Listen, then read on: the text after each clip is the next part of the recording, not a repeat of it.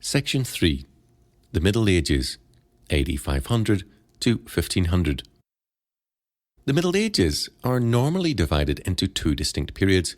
First, the early period, 500 to 1050, and second, the high or late period, 1050 to 1500. The pejorative term, dark, is often used to refer to the early period. The reason for this is more religious or philosophical than historical. Many non-Christian historians found these ages dark because Hellenism was absent and Christianity became more dominant. The, quote, darkness, end quote, then is the, quote, Christian, end quote, interlude between the collapse of the old Greco-Roman culture and its revival at about the time Peter Abelard, 1079 to 1142, reintroduced Aristotle into non-Byzantine Europe. This term, quote, Dark Ages, is a loose concept which any man may define according to his own prejudice. Some retreat from the term, quote, Dark Ages, end quote, began when the term, quote, medieval period, end quote, was used to indicate that at least some culture was in existence before the Renaissance. William Carroll Bark reminds us that it was the frontier spirit that dominated this early period. He pointed out that it was, quote, a working, striving society, impelled to pioneer, forced to experiment, often making mistakes, but also drawing upon the energies of its people much more fully than its predecessors, and eventually allowing them much fuller and freer scope for development.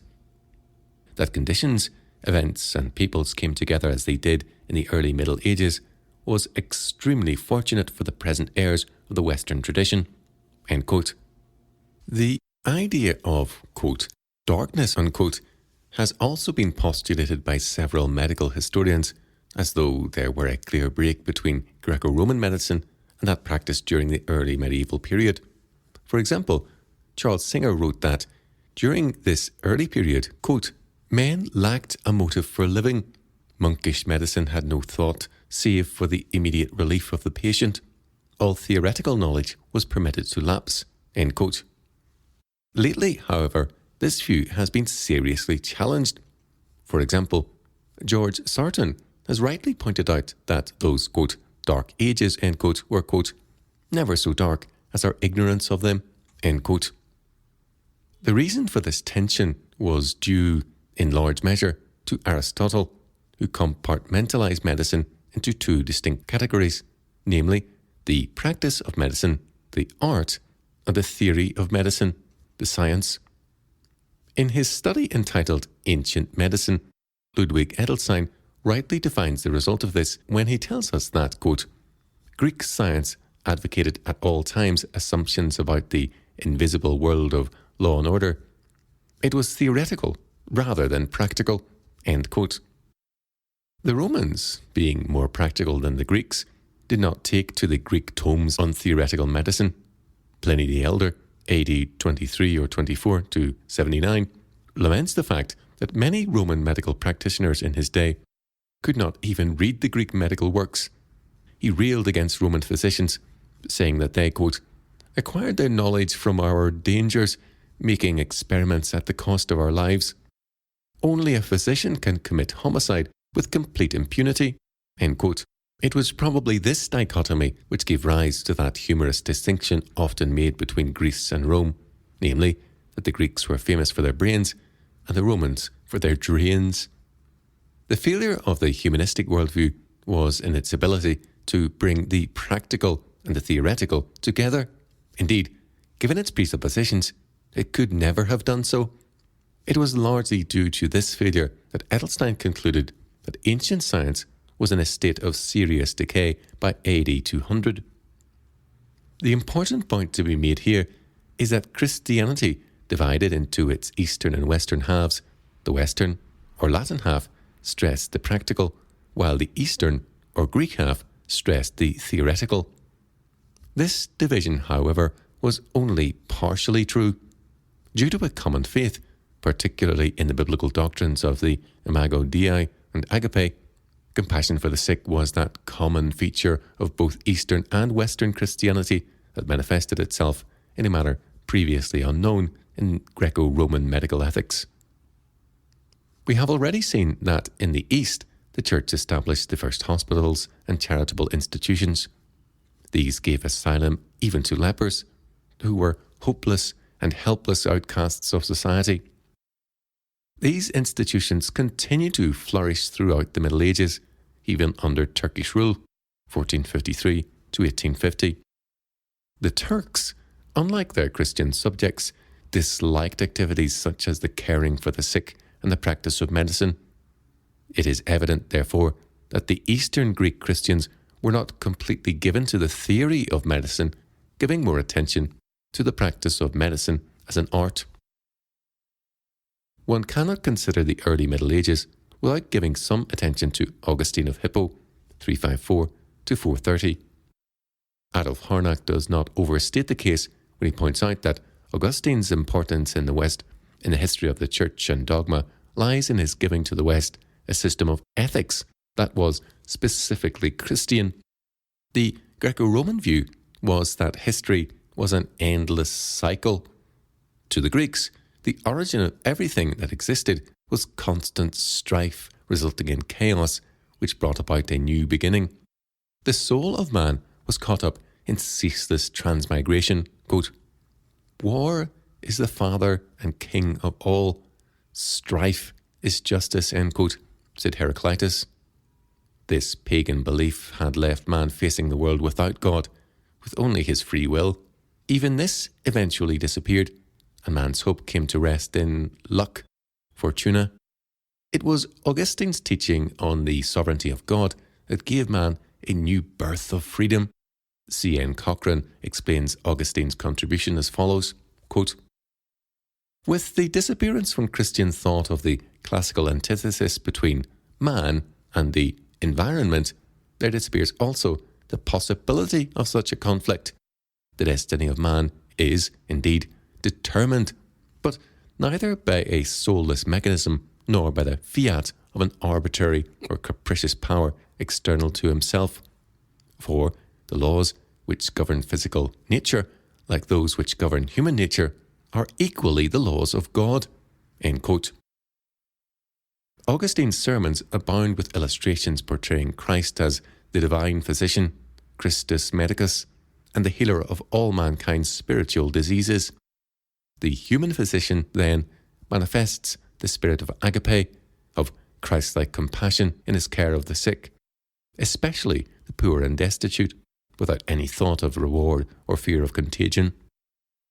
Many of Augustine's letters are written to physicians who happen to be close personal friends. In one letter, he mentions his friend Gennadius, a physician, as a man, quote, "of devout mind, kind and generous heart, and untiring compassion, as shown by his care of the poor," end quote. Mary Keenan tells us that, quote, "the brief glimpses which Augustine affords of his friends and acquaintances among the physicians of his day reveals them as men of noble character and of high professional ideals," end quote. Augustine, in one of his sermons, actually encouraged the theoretical study of medicine. He even went so far as to categorically state that it would be cruelty indeed if the physician wished only to practice his art apart from a theoretical knowledge of the subject. His one and only criticism was of the anatomists who, in their cruel zeal for science, practiced dissection, not only on the bodies of the dead by rubbing graves, but sometimes on the living as well. One of Augustine's great legacies is the special care he gave to handicapped children. According to him, God created each child in his own image. It was God who gave the miracle of life at conception, formed each body in the womb, and providentially brought it into the world. All newborn children, therefore, were to be preserved, irrespective of the circumstances of their conception, physical condition, or mental ability. Even the child born of a prostitute, he contended, is sometimes adopted by God as his own son or daughter. A child born of adultery is no less a creature of God than any other.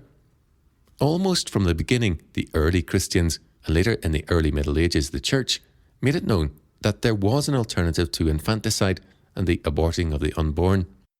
The alternative was that Christians would take the unwanted children into their own homes.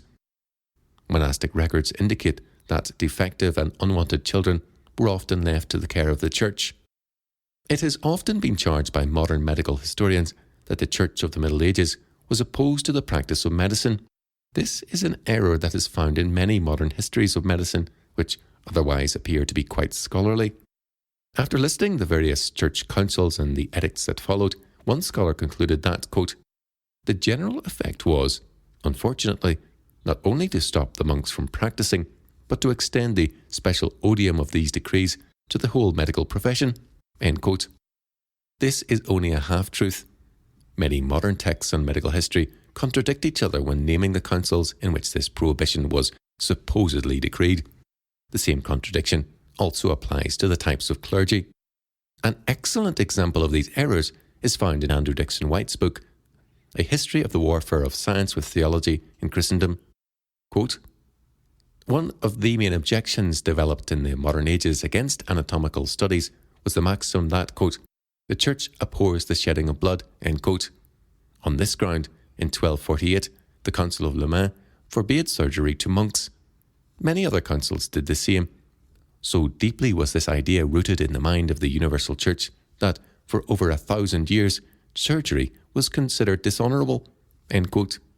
T.C. Albert in his book contradicts White when he states that it was at the Council of Tours that this, quote, sinister and perfidious, unquote, ecclesia abhorret a sanguine was decreed. It soon became apparent that in the midst of this scholarly quagmire of confusion and inaccuracy, one would be forced to leave these secondary sources altogether and turn to the primary sources for help. This would be next to impossible for most of us to attempt. Fortunately, Professor Darrell Amundsen has done this for us in an excellent and scholarly study he has entitled, quote, Medical Canon Law on Medical and Surgical Practice by the Clergy, end quote. During the 12th century, there was a, quote, shift in values within the traditional scheme of the cardinal vices, end quote. During the 12th century, there was a, quote, shift in values within the traditional scheme of the cardinal vices, end quote. The sin of pride as the foremost of vices was gradually giving way to the sin of avarice. The various church councils attempted to curb this vice of avarice. It was never aimed directly at the medical profession, even though it did affect it to some extent. One scholar summed it up as follows, quote, in practice, clerics had engaged in secular pursuits from the time of the early church onwards, and gradually, in theory, the canonists came to apply one criterion, that is, of motive, whether such work was undertaken from a genuine need, necessitas, or selfish gain, turpe lucrum, end quote.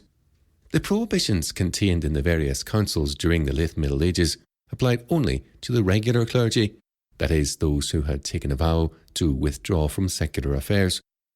Amundsen concludes, quote, the specific prohibition against the study and practice of medicine did not apply to a sizable segment of the clergy, and it is hardly a wholesale condemnation of the practice of medicine by clerics, end quote. What shall we say about the, quote, sinister and perfidious, end quote, ecclesia abhorret a sanguine, which is sometimes attributed to the Council of Tours and sometimes to Canon 18 of Lateran IV. According to C.H. Talbot, it is no more than a literary ghost. He explains it as follows. The famous phrase ecclesiae abhorret a sanguine, which has been quoted by every writer on medicine for the past 200 years as the reason for the separation of surgery from medicine, is not to be found either in the text of the Council of Tours, 1163 AD, to which they all attribute it, or in any other church council. It cannot be found in the decretals of the popes, nor in any of the medieval commentaries on canon law. It is a literary ghost, end quote. Talbot goes on to explain that it owes its existence to Quesnay, the uncritical historian of the Faculty of Surgeons at Paris, who, in 1774, translated the French into Latin and inserted it into the text. No earlier source for this sentence can be found. We trust this fallacy will, from now on, be laid to rest permanently.